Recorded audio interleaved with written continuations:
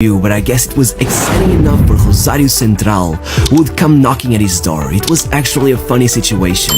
His dad was a fan of Newell's Old Boys and his mom was a fan of Rosario, so it was tough. The dad kept trying to argue his way out of seeing his son in his rival club's jersey, but it didn't matter. His mom was over the moon, and even when he argued that they didn't have a car and that the stadium was 8 miles away, the mom insisted she would take him on her bike all the way there every training session.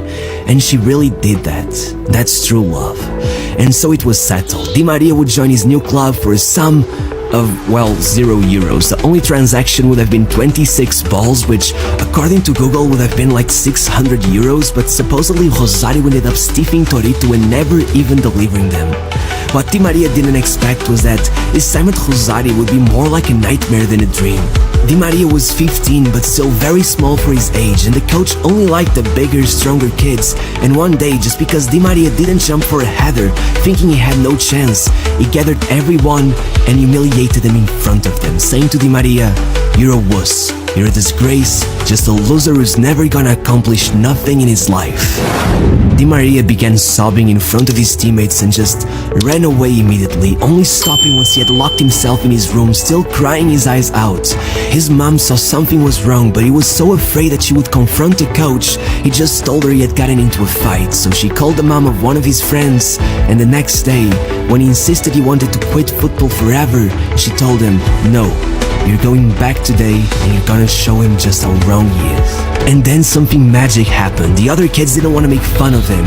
Instead, they just let him win every header. They were protecting him from the coach. It was a beautiful moment for Di Maria, being shown that football was more than just competition. At 16, he faced it. Even more heartbreaking is that they only struggled so much because they were stuck paying for 2 houses at the same time. His father had signed himself as a guarantor for one of his friends, and one day, he just scammed him and the banks came after the family. Regardless, he tried his hardest to make sure the kids didn't notice how bad things were. He would turn it all into a game, seeing who could carry the most bags. That way, they weren't the poorest kids in town, scavenging every penny in order to not lose their home. They were the heroes of their own imaginary worlds.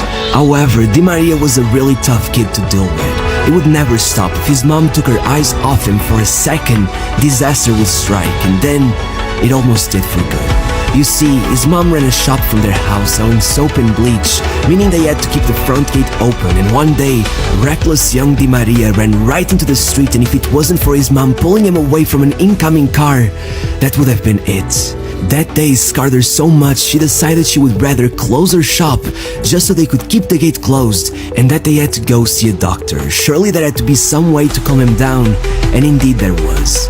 The doctor would tell them Di Maria was hyperactive, that the only way to calm him down was to give him a place where he could blow off his steam, and the only place he knew was the football pitch.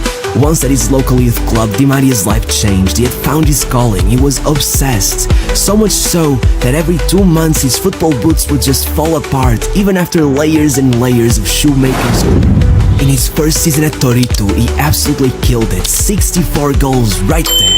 Before that season even came to an end, he was already being called to be interviewed in the radio, but he was so shy, he only nodded and said yes. It wasn't exactly an exciting interview.